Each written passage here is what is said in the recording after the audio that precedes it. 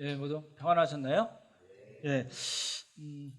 오늘 저희가 같이 점심 식사를 같이 작은 교회별로 하게 됐습니다. 그래서 오늘 특별히 우리 김석환 천판옥 집사님 가정에서 쏘셨습니다. 네, 박수로 또 감사해 주시기 바랍니다. 감사합니다. 그리고 우리 지금 병원에 계신 우리 이용희 성도님께서 또 우리 신권사님께서 가셨을 때 또 선물 전해드리고 또 이용희 성도님께서도 감사하다고 또 말씀 전해달라고 그러시고 헌금도 해주셨고요. 저희가 전에 갔을 때도 헌금을 하셨었는데, 그리고 우리 신양선 선생님도 투병 중에 계신데 잘 건강하게 잘 지내실 수 있도록 생각날 때마다 여러분들 위해서 기도해 주시면 좋겠습니다. 예, 하나님 말씀 전하겠습니다. 지난주에 이제 살펴본 거는 그겁니다.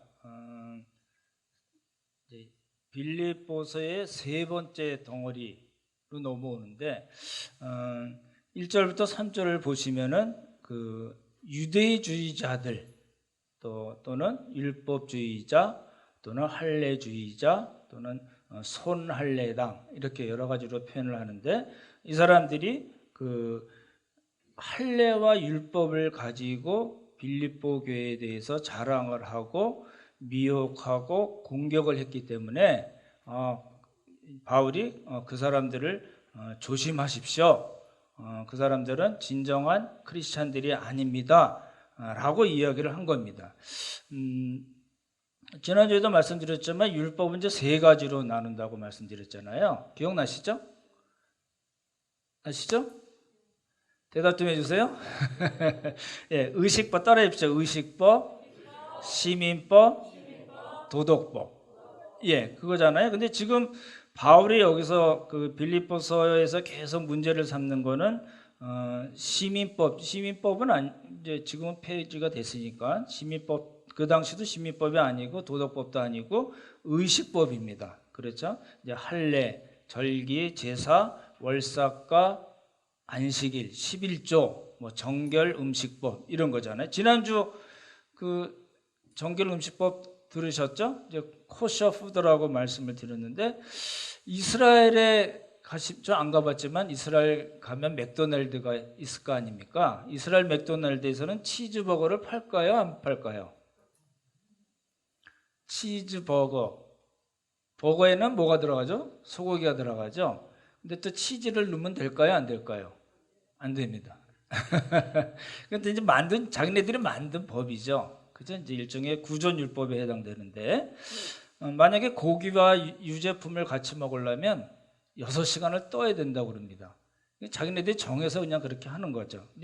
뭐 하나님의 말씀과 관계없이 그렇게 얘기된 거고, 유대인들은 이방인들을 향해서 개라고 경멸을 했는데, 도리어 유대인인 바울은 그렇게 말하는 유대주의자들에 대해서 뭐라고 얘기했어요? 개들, 그리고 행악하는 자들, 그렇죠? 몸을 상해하는 자들, 몸을 상해하는 일, 그러니까 손할례당, 이렇게 세 가지를 얘기를 했습니다. 그렇게 강하게 이야기한 거는 뭐 때문에 그렇다고요? 이게 단순히 어떤 신학적인 싸움이 아니라, 어떤 신학적인 관점을 달리하는 것이 아니라 무슨 문제라고요? 영혼의 문제에 관계되기 때문에, 그렇죠? 강하게 이야기함으로써 빌립보 교회를 보호하고 다시 세우려는 겁니다. 그렇죠? 정결 음식법 하면 이제 우리나라에서 80년대죠. 우리 젊은 분들 잘 생각 모르실 수도 있는데 80년대는 벌써 몇 년이 지난 겁니까? 그 내과 전문의가 이제 그 강의를 많이 했죠. 엔돌핀 박사, 뭐 누구 아시죠? 그냥 안식교에 계신 분인데, 그분이 이제 주로 이제 거의 채식에 대한 이야기를 많이 했습니다. 그래서 이제 뭐 굉장히 난리 났었습니다. 그렇죠? 그래서 한동안 그러다가 이제 잠잠하다가 이제 한 2018년도에 그분이 안식교를 나왔습니다. 안식교를 나오면서 미주 미국에 있는 중앙일보에다가 이제 광고를 크게 냈죠. 광고를 크게 내면서 뭐라고 얘기했냐면 안식교를 이제 평가한 겁니다. 자기가 한 35년 정도 몸담고 있던 안식교, 그리고 거기서 자기가 내과 의사로서 사람들의 건강을 어떻게 하면 좋을까를 주로 이제 거의 율법보다 더 강하게 얘기를 한 겁니다. 그 사람의 이야기는 이제 그렇게 하면서 안식교는 뭐라고 평가했냐면 율법만 지키면 천국 간다는 지독한 율법주의 집단, 이렇게 표현했습니다. 이제 그래서 이제 난리가 났겠죠. 이제 자기가 35년 동안 몸담고 있던 안식교회를 이제 나오면서 이제 평가한 게, 저 사람들은 지독한 뭐라고요? 율법주의자들이다, 이렇게 표현한 겁니다. 이제 오늘 우리가 보는 유대주의자, 율법주의하고 이제 같은 맥락이라서 이제 말씀을 드렸고, 이제 나중에 혹시 기회가 되면은 이제 제7일 안식교에 대해서 말씀을 드리긴 할 텐데, 여기서 얘기하는 그 바탕이 뭐예요? 정결 음식법이라는 율법에서 나온 이야기들입니다. 그렇죠? 이제 그래서 이제 관계되어서 이제 말씀을 드렸고, 이제 오늘은 4절부터 6절을 설명을 드릴 텐데, 이 7가지 내용이에요. 그러니까 바울이 자기의 육체적인 조건을 이야기한 걸 7가지를 얘기했는데, 오늘 4가지를 말씀드리고 다음 주 이제 3가지를 이제 말씀을 드리려고 하거든요. 우리 4절부터 6절까지 이렇게 한번 살짝 보시면요. 4절에 그러나 나도 육체를 신뢰할 만하며 만일 누구든지 다른 이가 육체를 신뢰할 것이 있는 줄로 생각하면 나는 더욱 그러하니라, 이렇게 얘기했는데, 여기서 그러나라는 걸 먼저 설명을 드릴게요. 보십시오. 그러나라는 거는 앞에 거랑 다른 이야기잖아요. 이게 무슨 이야기냐면, 유대주의자들이 빌립보 교회에 자기 자신들의 어떤 육체적인 조건을 내세워서, 뭐라고요? 뭘 내세웠어요? 육체적인 조건을 내세워서 너희들은 그렇게 하면 안 돼. 우리 같은 유대인이 돼야 되고 할례를 행해야 되고 율법을 행해야지 구원을 얻을 수 있어. 예수님 믿는 걸로는 말도 안 되는 소리야. 그거 반쪽이야. 이렇게 얘기한 겁니다. 그래서 이제 사도 바울이 그렇지 않다는 걸 이야기하기 위해서 나온 말이 그러나입니다. 그렇죠? 유대주의자들이 그렇게 얘기하지만, 그러나 나도 그 사람들보다 훨씬 더 우월한 육체적인 조건을 갖고 있음에도 불구하고 그것 때문에 구원을 얻지 못했습니다 라는 것을 전제로 한 이야기입니다. 이해가 되시나요? 이제 그렇게 되시면 좋고, 이제 4절에서 6절을 또 3절부터 4절, 6절까지 쭉 보시면 반복되는 표현인데 뭔가요? 한번 보실래요? 3절에도 나오고 4절에도 나오죠. 그렇죠. 육체를 어떻게 한다고요? 신뢰한다는 겁니다.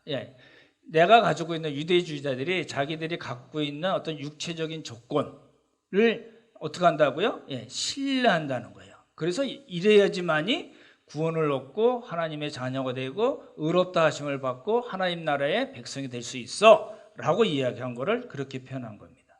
그래서 4절을 한번 보시면은 그러나 나도 육체를 신뢰하면 만일이라는 말이 나오죠. 만일 누구든지 다른 이가, 여기서 다른 이는 누구라고요? 유대주의자들이겠죠. 그렇죠? 유대주의자들이 육체를 신뢰할 만한 것이 있다고 자랑하고 여러분의 교회를 미혹하고 공격한다면 나는 그들보다 훨씬 더 우월한 조건을 갖고 있습니다라는 이야기잖아요. 근데 여기 만일이라는 거는 가정을 한 만일이 아니고요. 그런 의미가 아니고 성경에서는 종종 강조를 위해서 쓰는 말입니다. 만일 유대주의자들이 그렇다면 이라는 말이 아니고 그 사람들이 그렇지만 그건 아니야 라는 것을 강조할 때 쓰는 그러나입니다. 그렇게 바울이 이제 조금 그런 문학적인 표현을 썼고, 이제 오늘 이제 본문을 이렇게 보시면 좋겠습니다. 보십시오. 바울의 논법을 제가 여러 번 말씀드렸잖아요. 바울이 오늘 본문을 이야기한 거는 뭐 때문에 이야기했냐면 유대주의자들이 자신들의 육체적인 조건을 가지고 지금 예수를 믿고 있다고 이야기하는 이방인들이 많은 그 빌립보 교회에 대해서 자랑을 한 거예요. 너희 이런 거 없지? 우리 이런 거 있어. 그리고 그걸 가지고 미혹하고 공격을 했어요. 그러니까 그 얘기를 들은 사도 바울이 복음을 전한 빌립보 교회에게 복음을 전해서 교회를 세운 그 믿음의 아버지의 입장인 바울의 입장에서는 그거 아니지. 저 사람들이 만약에 어떤 육체적인 조건 때문에 여러분들을 공격하고 자랑하고 미혹하고 공격한다면은 나는 저들보다 훨씬 더 우월한 조건을 갖고 있습니다. 라고 이야기하는 거예요. 그러니까 오늘 본문이 바울의 자랑이 아니고 뭐예요? 자랑을 하기 위한 것이 아니고 그 사람 유대주의자들이 빌립보 교회를 그렇게 공격했기 때문에 그것이 아니라는 것을 이야기하기 위해서 바울은 자기의 육체적인 조건을 이야기한 거란 겁니다. 그건 이제 7가지고 오늘 4가지를 보고 다음 주에 3가지를 보겠다는 겁니다. 되시나요? 네, 4가지는 선천적으로 태어나면서 가진 조건, 그리고 나머지 3개는 후천적으로 바울의 노력을 통해서 얻은 성과, 그런 조건을 이야기하는 겁니다. 오늘은 이제 앞에 거 4가지를 이제 보겠다는 겁니다. 그걸 좀 잘 기억을 해 두시면 좋겠습니다. 여러분, 월삭이 뭔지 들으셨나요?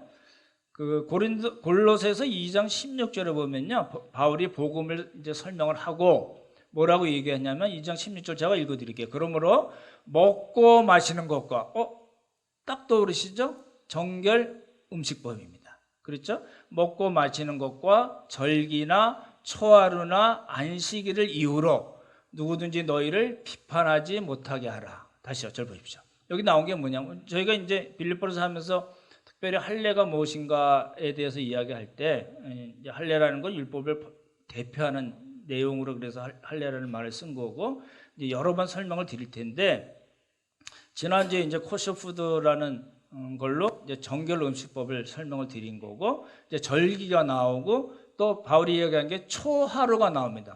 초하루가 뭔가요? 구약에는 초하루가 어떻게 표현이 되어 있냐면 월삭으로 되어 있습니다. 월삭. 근데 왜 월삭이라고 그러냐면 이제 초승달이 뜨기 시작한 초하루를 이제 유대인들은 월삭이라고 얘기합니다. 영어는 뉴문입니다. 그죠? 예.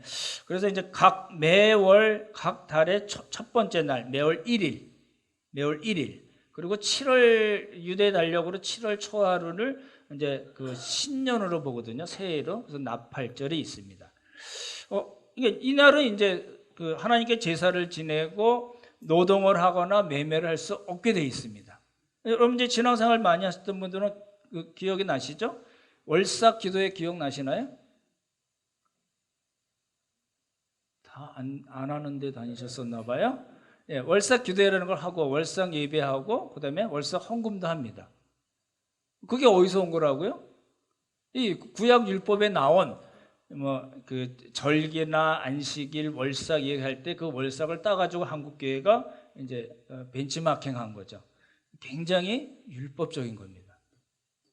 그렇게 하루에 첫날, 예를 들어서 5월 1일, 6월 1일, 7월 1일 이제 우리가 온전히 하나님께 드리십시다라고 얘기하는 거는 관계없지만 율법에 그렇게 나와 있으니까 여러분들 월삭을 지키셔야죠. 5월 1일 나오세요. 6월 1일 나오세요. 7월 1일 매달 1일 나와서 하나님께 예배드리고 기도하고 헌금하셔야 됩니다. 얘기하면 그거는 굉장히 율법적인 겁니다. 그렇게 이제 한국 교회가 많이 끌어왔고 지금도 많이 그렇게 하고 있는 걸로 알고 있습니다. 이제 이런 이야기예요. 아까도 말씀드렸지만 바울은 이제 7가지를 얘기한다고 말씀드렸는데 선천적인 조건이 몇 가지라고요? 예, 한번 성경을 한번 보시기 바랍니다. 5절부터 보실래요? 5절에 보면 첫 번째 뭐가 나오죠? 예, 할례가 나오고, 그러니까 바울이 유대주의자들이 자꾸 그러니까 할 수 없이 자기를 자랑하는 것이 아니라 그 사람들이 말이 틀렸다는 걸 이야기하고 빌립보 교회를 다시 세우기 위해서 한 이야기 4가지가 이제 첫 번째가 할례고 며칠 만에요? 예, 8일 만에. 그다음에 두 번째는 이스라엘 족속. 자기가 이스라엘 족속, 민족이란 뜻입니다. 그다음에 세 번째 예, 베냐민 지파. 조금 어려운 건데 베냐민 지파를 얘기했고 또 네 번째는 히브리인 중에 히브리인이다라고 얘기한 겁니다. 이제 보십시오. 이제 하나씩 이제 말씀을 드릴 텐데 할례를 먼저 말씀을 드리고 이스라엘 족속 말씀드리고 히브리인 중에 히브리인 네 번째를 세 번째로 말씀드리고 그리고 베냐민 지파를 마지막에 네 번째 말씀드릴 겁니다. 왜냐하면 베냐민 지파 내용이 조금 많기 때문에 순서를 바꿨고요. 이게 이제 그거 아시죠? 이렇게 클레센토 맞나요? 네, 점층법을 쓴 겁니다. 이제 지금 바울은 유대주의자들이 이야기한 것과 자기의 조건을 이제 비교하는 거잖아요. 비교함으로써 이 사람 말이 틀렸다는 걸 이야기하려니까 자기의 조건을 이야기하는데 바울도 유대인이기 때문에 이 유대주의자들과 같은 조건들이 있잖아요. 그래서 이제 처음에는 같다가 나중에 달라지고 후천적인 조건으로 가면 완전히 확 달라지는. 그래서 이 사람들의 그 육체적인 조건을 이렇게 공격하는 그런 문법을 쓴 거거든요. 할례 의식을 보신 적이 있나요? 저는 병원 할 때 수태봤습니다. 겨울에 짭짤한 수입원이 됐었는데 이제 우리 PPT를 보시면 제가 할례를 잠깐 보여드리겠습니다. 할례는 이제 페리토메라고 해서 동그랗게 자르다라는 뜻입니다. 그래서 우리 서컴시전이라고 합니다. 그래서 우리 3절에 보면 우리는 곧 할례파라 성령으로 봉사하고 그리스도로 자랑하고 하는 그런 사람들을 바울이 뭐라고 그러냐면 우리는 곧 할례파라 그랬는데 영어로 보면 We are the circumcision입니다. 페리토메라는 헬라어하고 똑같습니다. 페리라는 건 이렇게 동그랗게 둘레를 이야기하는 거고 토메라는 건 자르는 거거든요. 서컴도 동그랗다는 뜻이고 시전도 마찬가지입니다. 선생님들 잘 아시죠? 예, 그거에 대해서 말씀드리면 이제 지금 유대인들이 지금도 지내잖아요. 보시면요, 이제 모헬이라는 그 할례를 행하는 사람이 있습니다. 꼭 랍비가 아니더라도 되고요. 이것만 또 전문적으로 하는 그 사람이 있다고 그럽니다. 그래서 모헬이라고 그러는데 제가 놀랐어요. 좀 많이 했거든요. 되게 많이 했었거든요. 근데 되게 간단하잖아요. 가운데 있는 게 저 오른쪽에 가운데 있는 게 무슨 칼 같은 거고 요거는 왼쪽에 있는 거 아마 포셉 모스키토 이렇게 잡는 것 같고 저쪽 거는 뭔지 모르겠는데 되게 간단하게 이제 할례를 행합니다. 보던 거 보시면요. 여자분들은 못 들어갑니다. 그 할례 의식을 행하는 그 공간에는 못 들어가게 돼 있습니다. 자기네들이 그렇게 정한 겁니다. 그죠? 예. 그리고 이제 다가를 준비해 놓고요. 그 할아버지 할머니가 이제 그 기도문이 있다고 그럽니다. 그래서 기도문을 읽고 다 보시면 다 남자들만 있습니다. 그다음에요. 이제 할례를 행하는데 이제 잡고 자르는 겁니다. 되게 간단해요. 원래 포경수술은 그렇게 하면 안 되거든요.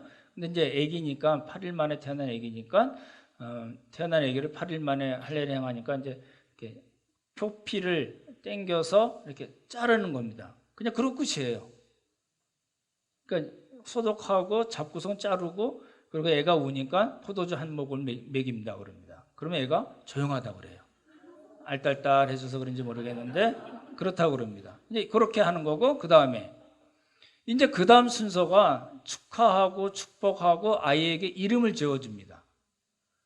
그 아버지가 이제 그날 떠오르는 대로 아이에게 이름을 지어준다고 그러는데 막 춤추고 막 축제 분위기입니다. 이게 이제 지금 유대인들이 행하는 할례거든요. 보십시오. 바울은 이런 할례를 지금과 똑같은 방식은 아니겠지만 8일 만에 할례를 받았다고 이야기하는 것은 이건 유대인들의 가장 기본입니다. 이거 안 하면은 유대인으로 치지도 않잖아요. 그렇죠? 백성 중에서 끊어지리라 라는 구약 말씀이 있거든요. 그래서 바울은 지금 유대주의자들이 자꾸 이 얘기를 하니까 자기의 이야기를 하는 것 중에 첫 번째가 나는 8일 만에 할례를 받았습니다. 근데 유대주의자들은 할례를 받았을까요? 안 받았을까요? 예? 예, 받았죠. 이방인들은 개종할 때, 유대교로 개종할 때 할례를 받습니다. 기독교로 개종할 때 할례를 받는 게 아니라 그걸 이야기하지 않았습니다. 유대교로 만약에 개종할 때는 유대인들이 주장해서 할례를 받은 것뿐입니다. 그렇죠? 근데 첫 번째 시작은 같은 조건으로 시작이 되고, 두 번째는 뭐죠? 5절 보시면, 예, 나는 8일 만에 할례를 받고 뭐라고요? 이스라엘 족속이요, 이스라엘 민족이라는 겁니다. 이게 왜 중요하냐면 이스라엘 민족이라는 말은 다른 말로 뭐냐면 아브라함의 언약의 자손이라는 거예요. 언약의 백성이라는 뜻에서 나는 이스라엘 족속입니다. 이거거든요. 잘 아신 대로 여러분 이스라엘 백성들은 선민사상이 강했잖아요. 그렇죠? 그래서 신정 민족이라고 얘기도 하고, 그렇죠? 언약 백성이라고 이야기합니다. 그러니까 아브라함과 하나님께서 언약을 맺으셨는데 그 자손이라는 의미에서, 그러니까 어떤 말이 포함이 되냐면 나는 이방인은 아니야 라는 겁니다. 잘 보시면 바울과 유대주의자를 비교하자면 유대주의자들도 나는 이스라엘 족속이라고 얘기할 수 있을까요? 당연하죠. 유대인이면 다 그러니까 할례 받으면 이제 유대인이 진짜 유대인이 되는 거고, 그 다음부터 뭐가 돼요? 이제 하나님의 언약 백성이다. 나는 이스라엘 민족이야, 이스라엘 족속이야, 이렇게 얘기할 수 있는 게 된다는 겁니다. 세 번째를 보시면 아까도 말씀드렸지만 베냐민 지파가 내용이 많기 때문에 조금 바꿨는데, 네 번째 내용이 뭐죠? 그렇죠. 히브리인 중에 히브리인. 이거 보시면요. 혈통적으로, 이제 지금 아까도 말씀드렸지만 이건 오늘 보는 건 다 선천적인 조건이잖아요. 그러니까 혈통적으로 아브라함의 피를 이어받았다. 히브리인 부모에게서 나는 태어난 정통 유대인이다 라는 것을 이렇게 표현한 겁니다. 그죠? 그래서 히브리인 중에 히브리인.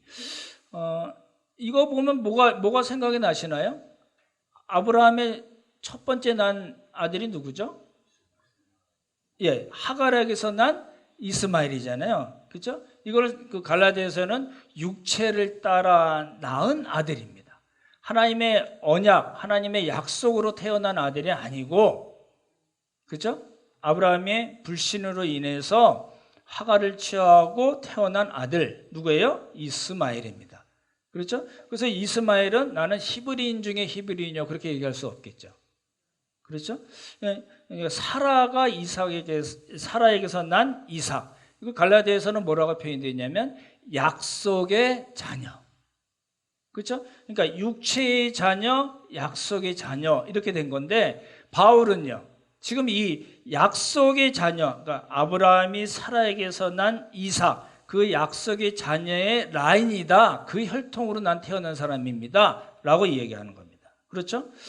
이제 아브라함이 그 아들이 몇 명이 있었죠? 7명인가요?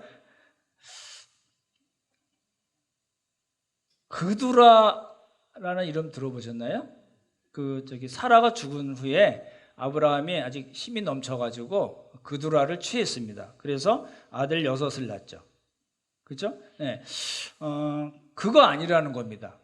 그두라, 그 라인이 아니다, 바울은. 지금 그래서 히브리인 중에 히브리인이다 라고 얘기하는 겁니다. 바울이 고향이 어디죠? 다소. 길리기아 다소. 여러분 하면 모르시는 분들은 이렇게 찾아보시면 지도도 잘 나오잖아요. 바울은 길리기아 다소에서 부모님 때문에 로마 시민권자로 태어난 겁니다. 그리고 다소의 시민권자로 또 태어났습니다. 그렇죠? 옛날에 돈으로 살거나 로마 제국에 혁혁한 공원을 세운 사람들에게 주는 그런 시민권을 바울은 다소의 시민권도 있었고 로마 제국의 시민권자로 태어났습니다만 뭐예요? 혼혈이 아닙니다. 그래서 히브리인 중에 히브리인이라고 얘기한 게, 난 다소 시민권도 있고 로마 시민권도 있지만 나는 혼혈이 아닙니다. 나는 정통 유대인 중에 유대인입니다. 라는 걸 뭐라고 얘기했어요? 히브리인 중에 히브리인이라고 표현한 겁니다. 그렇죠? 다른 측면에서는 보십시오.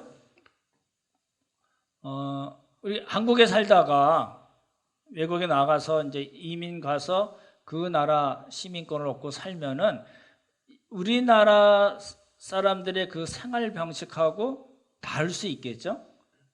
그렇죠? 이제 2세가 태어나거나 3세가 태어나면은 뭐가 좀 어려운 일이 있을까요?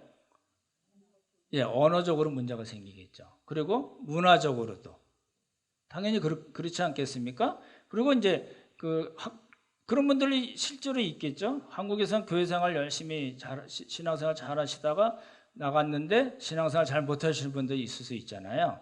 근데 바울은 부모님들이 길리기아 다소의 시민권도 있었고 로마 시민권도 있었습니다. 그렇죠? 그래서 그 다소에서 태어났음에도 불구하고 헬라화 되지 않았습니다. 그러니까 편하게 말씀드리면 이방 사람들의 그런 언어나 생활 습관, 종교에 빠져서 정통 유대인들이 가지고 있어야 될 그런 언어나 생활 습관이나 또 율법을 지키는 것이나 그런 것을 그대로 잃어버리지 않고 그대로 지키고 있었다. 종교적인 측면에서도 그렇고 여러 가지 측면에서도 바울은 그거를 잃어버리지 않고 그대로 자라난 정통 유대인이다. 히브리인 중에 히브리인이다. 이렇게 얘기한 겁니다. 그러면 보십시오. 이런 측면에서는 바울과 유대주의자들이 뭐 차이가 있을까요? 없을까요? 있을 겁니다. 왜냐하면요, 유대인 주장에 바울과 같이 그렇게 정말 철저하게 히브리인 중에 히브리인 중으로 사는 사람들이 있었을 거고, 바울보다 좀 못한 사람들도 있지 않았겠습니까? 그렇죠? 이제 그걸 이야기하는 겁니다. 네 번째, 이제 오늘 저희가 주목해 보려는 것이 이제 네 번째 베냐민 지파인데요. 로마서 11장을 한번 보시기 바랍니다. 로마서 11장.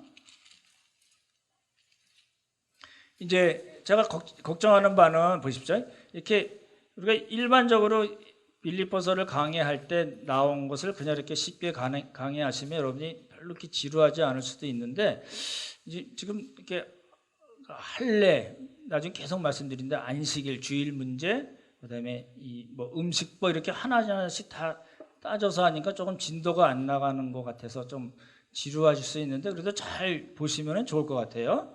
11장 1절을 한번 같이 읽겠습니다. 같이 읽죠. 시작. 그럴 수 없느니라. 너도 이스라엘인이요 아브라함의 씨에서 난 자요 베냐민 지파라. 이거 보이시죠? 이스라엘, 그죠? 아까 나왔었잖아요. 이스라엘 족속. 그다음에 아브라함의 씨에서 난 자요. 그 뭐예요? 히브리인 중에 히브리인 이란 뜻이고, 그다음에 뭐라고 나왔어요? 베냐민 지파라. 여러분 보십시오. 야곱이 사랑했던 여인이 누구죠? 라헬이죠. 근데 사랑했던 여인을 취할 줄 알고 생각했는데 삼촌 라반의 계략에 넘어가서 누가 첫날 들어왔어요? 레아가 됐어요. 언니가 들어왔어요. 그러니까 레아가 본처인가요? 라헬이 본처인가요? 둘 다입니다. 네, 둘 다로 되어 있습니다. 첩은 이제 비라와 실바라는 사람이 있죠. 그래서 레아가 아들을 6을 낳습니다. 언니가 6을 낳고 딸을 하나 낳습니다. 딸 이름이 뭐죠? 예, 디나. 우리 디나 사건 다룬 적이 있었잖아요. 그리고 이제 그 레아의 여정이죠. 바울 아닙니다. 아브라함이 레아의 여정에서 이제 또 둘을 낳죠. 실바라고 그러는데 아들 둘을 놓고, 그리고 라헬이 또 라헬의 여정에서 야곱이 라헬의 여정에게서 빌하라고 그러죠. 또 아들을 둘 낳습니다. 지금 12지파 만들어가는 중입니다. 그리고 라헬이 마지막으로 둘을 낳습니다. 누구죠? 요셉과 베냐민이죠. 잘하시네요. 그때 나온 베냐민입니다. 그러니까 그렇게 생각해 보시면 야곱이 레아를 그렇게 사랑하지 않았는데요. 묻힐 때는 레아랑 같이 묻혔습니다. 되게 이상하죠. 어찌됐든 야곱이 너무너무 사랑했던 그 여인 라헬에게서 난 두 아들, 누구예요? 요셉과 누구예요? 베냐민 중에 베냐민 지파예요. 그러니까 바울이 나는 이스라엘 족속이면서 베냐민 지파야. 야곱, 우리 조상 야곱이 너무너무 사랑했던 그 여인 라헬에게서 난 그 베냐민의 라헬이냐라고 얘기한 건 아닙니다. 왜냐하면 이제 이게 저도 굉장히 고민을 많이 했던 부분이라서 그렇게 말씀을 드리는데, 이 베냐민을 이야기한 게 잘 이해가 안 되더라고요. 그래서 제가 있는 책 없는 책 다 뒤져봤거든요. 근데 다 이야기하는 게 똑같아요.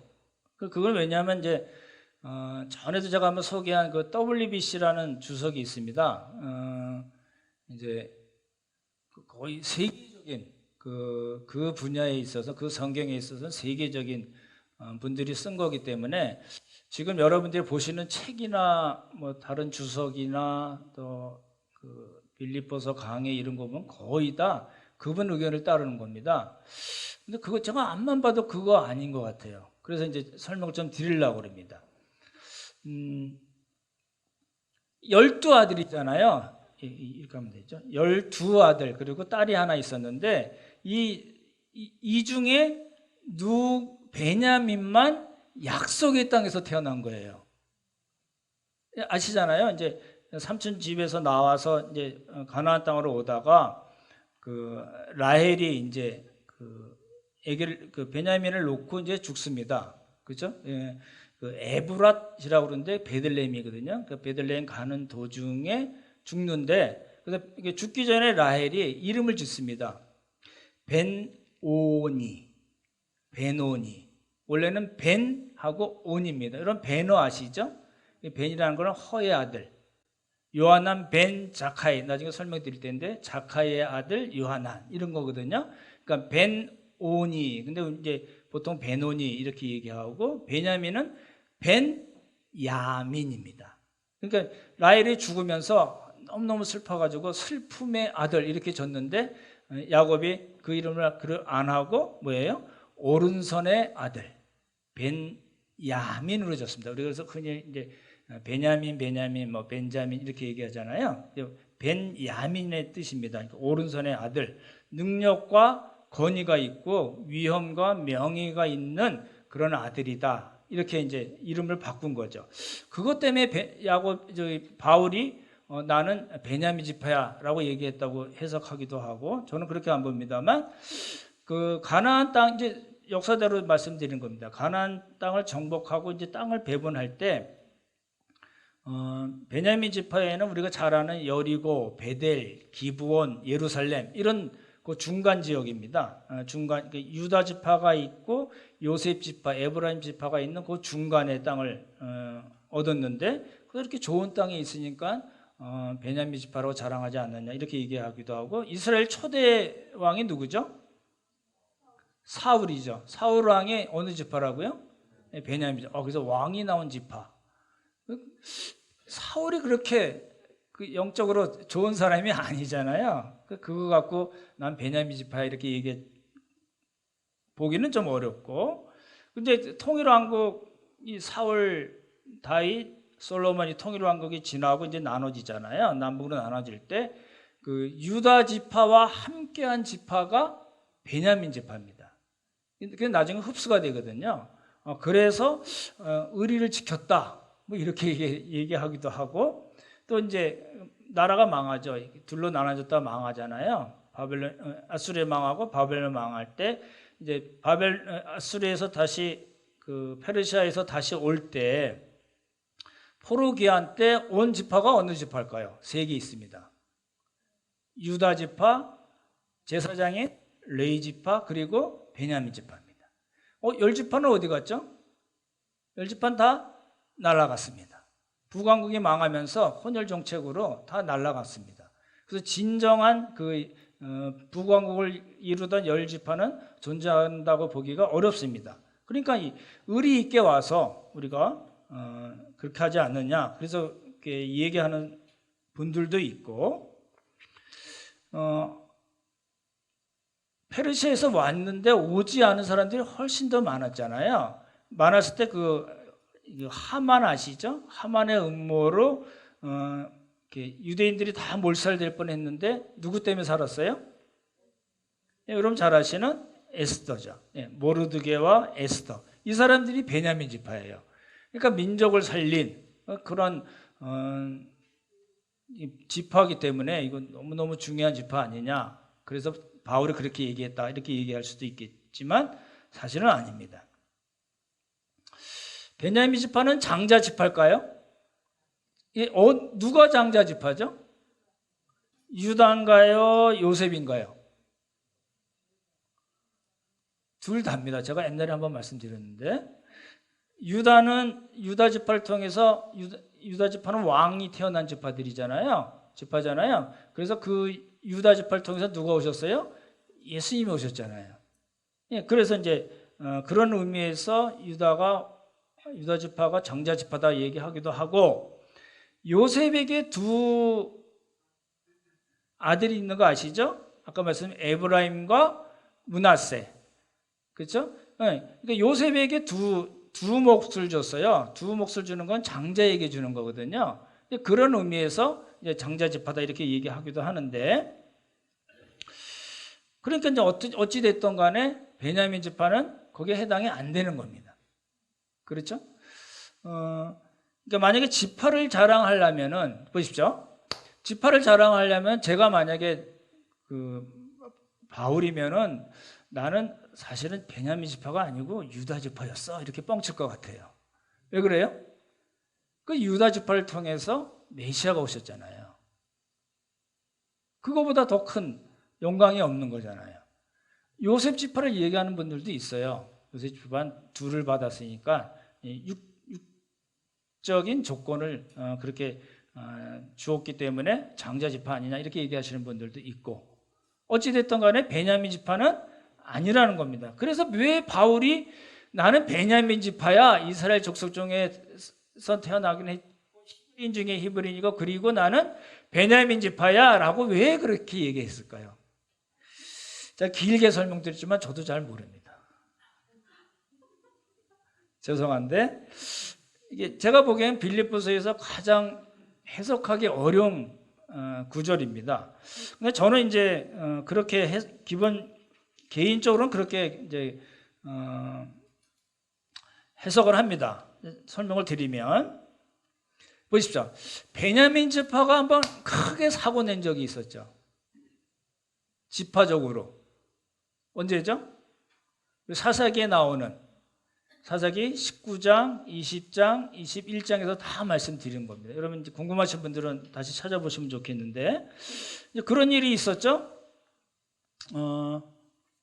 시체 12 토막 사건 제가 그렇게 표현을 했었잖아요. 그렇죠? 레위 지파 사람이 이제 첩을 베들레헴에 있는 첩을 구해서 살다가 그 첩이 싫어 그러고 그냥 가버렸잖아요. 그래서 그 첩을 데려오기 위해서 베들레헴으로 가서 뭐 어쩌고 저쩌고 첩장이라는 말도 나오잖아요. 그래서 이제 데리고 오다가 이제 문제가 생겼죠. 어디 이 레위 사람이 자기 첩이랑 어디서 잤죠? 하룻밤 자서 문제가 생긴 것. 예? 예? 아니에요. 예, 기부하죠. 절 보십시오. 그래서 참 목사들이 편해요. 했던 거 이렇게 약간 모디파이해서 기브아 성입니다. 이 기브아 성이 어느 지파에 속한 성이냐면 베냐민입니다. 그죠? 베냐민이에요. 근데 이제 그 동네 깡패들이 이제 내놔 그래서 나 동성애 하다가 이제 첩이 희생물로 가서 이제 첩이 거의 죽은 상태에서 있는데 이제 이 레위 사람이 그 다음 날 아침에 보고선 거의 죽은 거 알고 그냥 죽은 줄 알고 데리고 가고 고발하기 위해서 12토막으로 나눠서 지파에다 보내서 이제 다른 12지파하고 어느 지파요? 베냐민 지파하고 싸움이 전쟁이 일어난 거죠. 그래서 이스라엘 지파가 40만 명 군사를 다 모집합니다. 40만 명 모집해서 싸우는데 1차, 2차는 이스라엘이 집니다. 그렇죠? 베냐민 지파가 이기잖아요. 그래서 4만 명이 죽고 3차 때 이제 베냐민 지파가 깨집니다. 그래서 이제 25,100명 정도가 베냐민 지파가 죽고 남은 사람이 몇 명이었어요? 600명뿐이 안 남았습니다. 그러니까 이제 이스라엘 전체적으로 보면 이스라엘 사람들이 그러잖아요. 야, 이거 큰일 났네. 하나님 어찌하여 12지파 보존하셔야 되는데 한 지파를 거리 나게 하셨습니까? 막 이래가지고 그 말이 안 되는 이야기잖아요. 그래서 이제 베냐민 지파를 유지하기 위해서 600명의 처녀가 필요했습니다.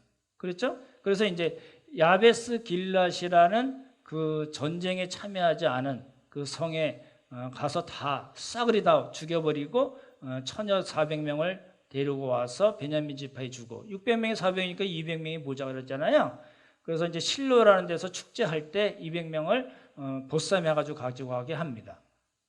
그래서 이제 베냐민 지파가 유지가 된 거거든요.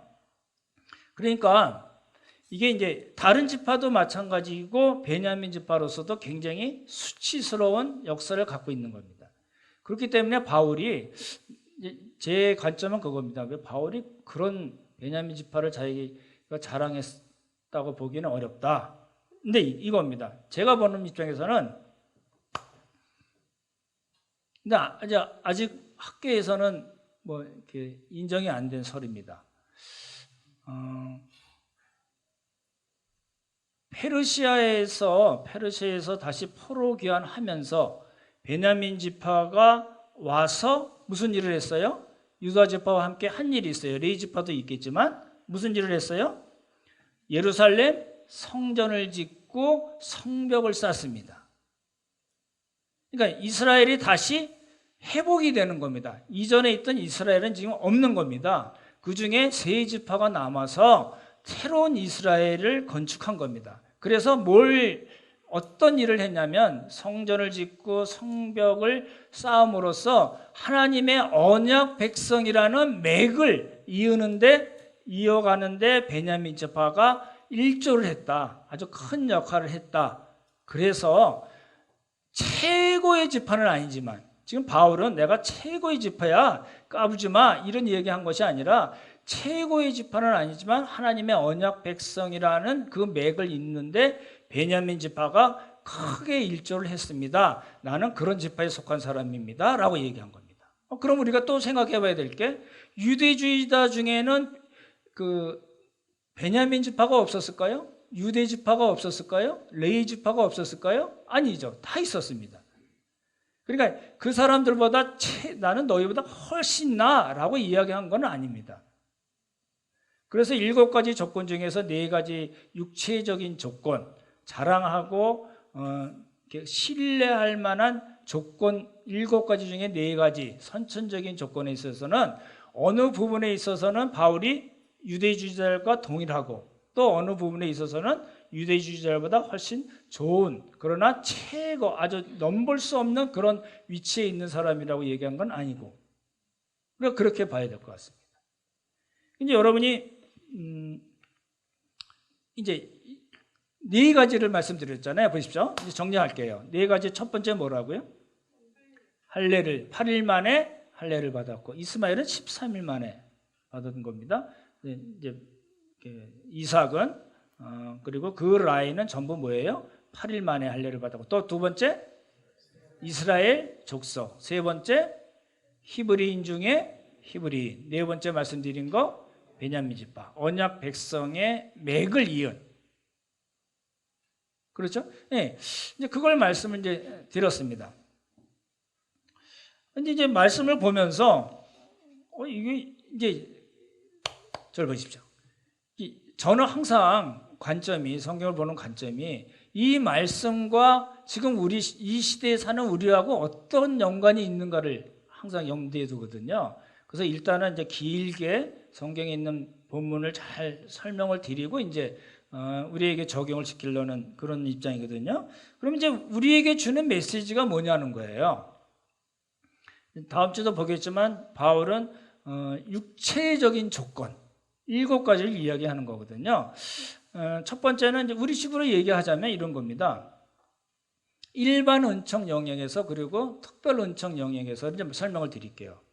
보십시오. 여러분 그 옛날에 그 타짜라는 영화 보셨나요? 성경만 보지 마시고 영화도 보시면 좋겠네. 2006년도에 나왔다고 그럽니다. 타짜라는 영화에 이제 김혜수라는 배우가 한 명대사 기억나시나요? 예, 다 보셨네요. 그런 거. 크리스찬들이, 우리 믿는 분들이 자랑할 만한 것이 지금 뭔가를 살문하는 겁니다. 어떤 학력을 자랑하거나 또 수입, 난 한 달에 수입이 얼마야? 이런 거죠. 이제 연세 드시면서는 이런 거 별로 이제 많이 자랑을 안 하고 이제 자랑이 어디로 넘어가죠? 네, 자식 자랑. 우리 애가 어느 인류대학에 나와서 지금 최고의 직장에 있어. 뭐 이런 거잖아요. 우리는 전 세계적으로 제일 좋은 직장이 어디라고 얘기하죠? 삼성, 누가 다니시나 보죠?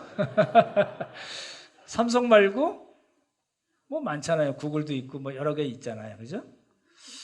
그게 이제 우리에게 기쁨이 되고 자랑이 되고 그럴 수 있잖아요. 뭐 나쁘다는 건 아닙니다.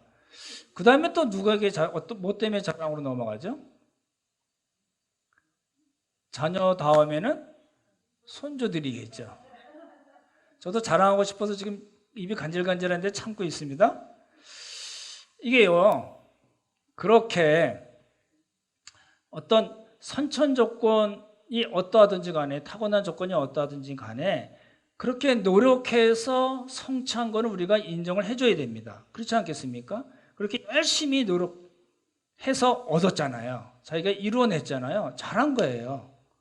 잘한 거고 살짝 자랑할 만할 수도 있습니다. 근데 다시 한번 잘 생각해 보시면 우리가 그렇게 노력할 수 있게 해주신 분이 하나님이시라는 거예요. 거기에 포인트가 있습니다. 그렇지 않고 하나님께 대한 감사, 하나님께 대해 영광을 돌리고 하나님을 자랑거리로 삼지 않고 어떤 육체적인 조건, 지금 말씀드린 여러 가지 그런 것들을 나는 그것 때문에 살고 있어. 나는 내가 흔들리지 않는 이유는 바로 그거야. 내 삶의 모든 목적은 거기에 있어. 이렇게 얘기하면 아니라는 겁니다. 지금 바울이 그 얘기하는 거예요.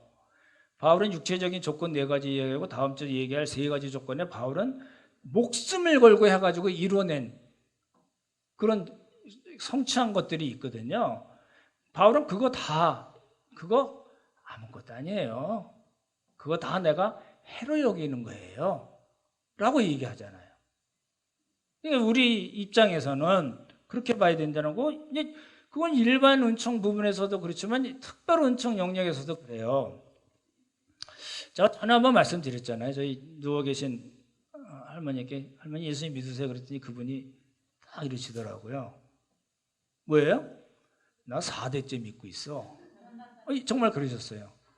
그럼 좀 더 이제 지나간 분들은 이제 어디 편찮아서 오셨어요? 예수님 믿으세요 그러면 다 이러겠죠.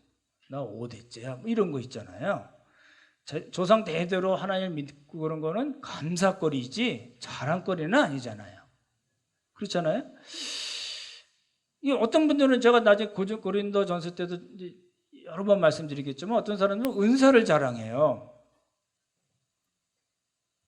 환상 봤어? 뭐 이렇게 얘기하잖아요. 방언할 줄 알아? 방언도 못하는 게.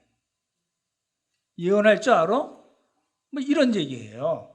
그러니까 어떤 특별 은총 영역에서 하나님께서 주신 선물을 이 선물로 여기지 않고 내 조건으로, 내 자랑, 내 사랑, 자기 애를 표현하는 걸로 쓰면은 그건 아니라는 겁니다. 그렇게 되면 유대주의자들 같이 되는 겁니다. 그렇죠? 우리가 여러분들 취한 여러 가지 형편과 환경 속에서 자랑할 만한 것 왜 없겠어요? 당연하죠? 자랑할 만한 거 있으시죠? 나는 자랑할 게 하나도 없어.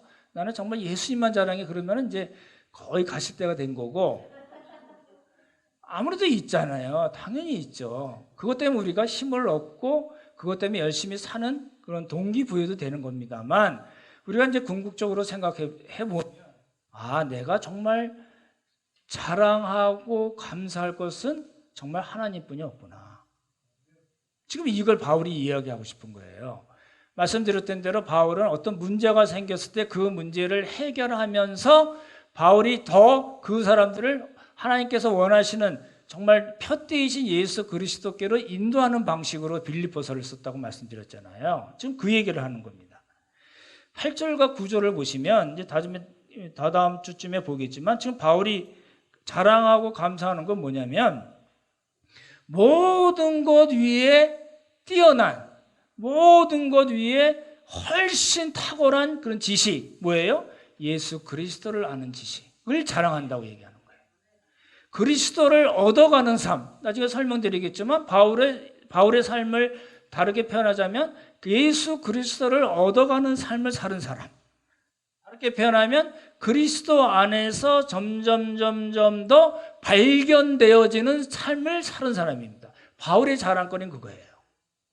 그러니까 우리가 살면서 일반 은총이나 특별 은총 영역에서 정말 감사하고 자랑거리가 많겠지만 정말 우리가 정말 자랑해야 될 부분은 예수 그리스도라는 거예요. 예, 그런 삶을 우리가 사셔야 됩니다. 말씀을 마치겠습니다.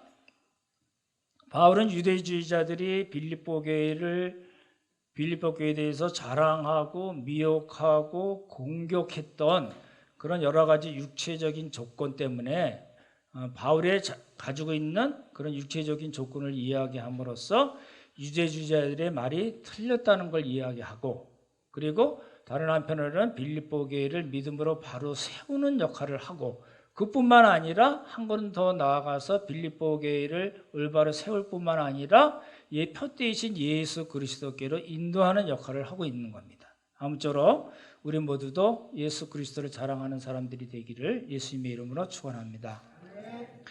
참 좋으신 성부 성자 성령 하나님, 은혜를 감사드립니다. 우리 안에 또 우리를 움직이게 하는 그런 자랑거리들이 있고 정말 신뢰할 만한 것이라고 생각하는 여러 가지 것들이 우리에게 있습니다. 하나님 아버지, 그러한 일반 은총 영역 뿐만 아니라 특별 은총 영역에서도 우리 사랑하는 형제 자매들이 더 많은 감사거리와 자랑거리가 있으면 좋겠습니다.